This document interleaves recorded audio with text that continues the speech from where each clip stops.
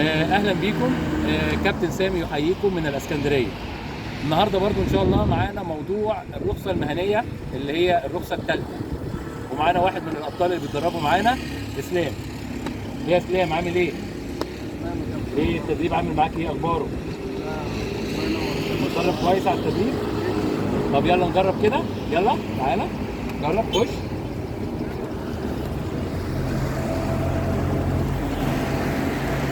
اهو زي ما انتم شايفين كده اسلام اتدرب معانا على الامتحان بتاع الرخصه الثالثه اللي هي الرخصه المهنيه الثالثه، وزي ما انتم عارفين ان الامتحان بيبقى على الرجوع للخلف، فعشان كده هو طلع قدام على طول عشان يبدا الاختبار ويبدا التدريب وهو راجع للخلف.